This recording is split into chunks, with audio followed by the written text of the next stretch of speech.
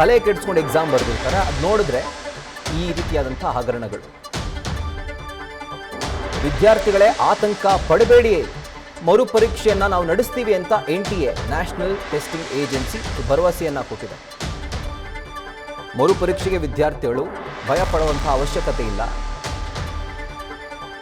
ಯಾವ exam centres ಇದ್ವೋ May 3ನೇ ತಾರೀಕು ನಿಮಗೆ ಅದೇ ಸೆಂಟರ್ಗಳಲ್ಲಿ ಇನ್ನೊಂದು ಸರ್ತಿ ನೀವು ಎಕ್ಸಾಮ್ ಬರೀರಿ. ಫೀಸ್ ಕಟ್ಟುವಂಥ ಅವಶ್ಯಕತೆ ಇಲ್ಲ. ಡೇಟ್ ಬಗ್ಗೆ ಅಧಿಕೃತವಾಗಿ ಪ್ರಕಟಣೆಯನ್ನು ಹೊರಡಿಸಲಾಗುತ್ತೆ. ಹಾಲ್ ಟಿಕೆಟ್ ಒಂದು ಇಸ್ಕೋಬೇಕು, ಅದೊಂದು ಪಡ್ಕೊಳ್ಬೇಕು.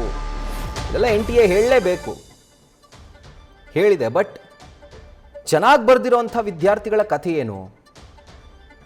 ಚೆನ್ನಾಗಿ ಬರೆದು ನಾನು ಡಾಕ್ಟರ್ ಆಗೇ ಆಗ್ತೀನಿ ಅನ್ನುವಂಥ ಕಾನ್ಫಿಡೆನ್ಸ್ನಿಂದ ಆ ಎಕ್ಸಾಮ್ ಸೆಂಟರ್ಸ್ನಿಂದ ಅವತ್ತು ಮೇ 3ನೇ ತಾರೀಕು ಆಚೆ ಬಂದ್ರಲ್ಲ ವಿದ್ಯಾರ್ಥಿಗಳು, ಆ ವಿದ್ಯಾರ್ಥಿಗಳ ಕಥೆ ಏನು? ಅದನ್ನು NTA ಯಾವ ಥರ ಅಡ್ರೆಸ್ ಮಾಡುತ್ತೆ?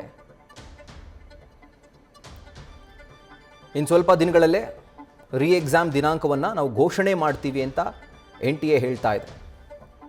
ಜೊತೆಗೆ ಹೊಸ ಅಡ್ಮಿಷನ್ ಕಾರ್ಡನ್ನು ಅಂದರೆ ಹಾಲ್ ಟಿಕೆಟನ್ನು ಯಾವ ರೀತಿಯಾಗಿ ಪಡ್ಕೊಳ್ಬೇಕು ಅನ್ನೋದರ ಕುರಿತಾಗಿ ಕೂಡ ಮಾಹಿತಿಯನ್ನು ಹಂಚ್ಕೊಳ್ಳುತ್ತಂತೆ. ಯಾವ ಎಕ್ಸಾಮ್ ಸೆಂಟರ್ಗಳಲ್ಲಿ ವಿದ್ಯಾರ್ಥಿಗಳು ನೀಟ್ ಎಕ್ಸಾಮನ್ನು ಬರೆದಿದ್ರೋ ಅದೇ ಎಕ್ಸಾಮ್ ಸೆಂಟರ್ಗಳಲ್ಲೇ ರೀ ಎಕ್ಸಾಮ್ ಆದಂತಹ ಸಂದರ್ಭದಲ್ಲಿ ಅವರು ಅಲ್ಲೇ ಬಂದು ಬರೀಬೇಕಾಗುತ್ತೆ. ಹೊಸದಾಗಿ ರಿಜಿಸ್ಟರ್ ಮಾಡಿಕೊಳ್ಳುವಂಥ ಅವಶ್ಯಕತೆ ಇಲ್ಲ, ಎಕ್ಸಾಮ್ ಫೀಸ್ ಕಟ್ಟುವಂಥ ಅವಶ್ಯಕತೆ ಇಲ್ಲ. ಮತ್ತೊಂದು ಬಾರಿ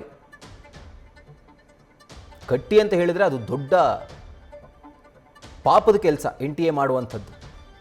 ಈಗಾಗಲೇ ಒಂದು ಸರ್ತಿ ಮಣ್ಣುಪಾಲು ಮಾಡಿದ ವಿದ್ಯಾರ್ಥಿಗಳ ಭವಿಷ್ಯವನ್ನು. ಈಗ ಮತ್ತೊಂದು ಬಾರಿ ಎಕ್ಸಾಮ್ ಬರೀಲಿಕ್ಕೆ ಧೈರ್ಯವಾಗಿರಿ, ಧೃತಿಗೆಡಬೇಡಿ ಅಂತ ಹೇಳಿ ಉಪದೇಶವನ್ನು ಕೊಡ್ತಾ ಇದೆ. ಈಗಾಗಲೇ ಪಾವತಿ ಮಾಡಿರುವಂಥ ಶುಲ್ಕ ಕೂಡ ವಾಪಸ್ ಮಾಡುತ್ತಂತೆ. ಶುಲ್ಕ ವಾಪಸ್ ಮಾಡಬಹುದು, ಆ ಕನಸನ್ನು ವಾಪಸ್ ಮಾಡೋಕ್ಕಾಗತ್ತಾ NTA ಕೈಲಿ? ಸ್ವಂತ ಸಂಪನ್ಮೂಲಗಳನ್ನು ಬಳಸಿಕೊಂಡು ರೀ ಎಕ್ಸಾಮನ್ನು NTA ನಡೆಸುತ್ತೆ ಅನ್ನುವಂಥ ಮಾಹಿತಿ ಅಧಿಕೃತವಾಗಿ ಈಗ NTA ಕಡೆಯಿಂದನೇ ಲಭ್ಯವಾಗ್ತಾ ಇದೆ.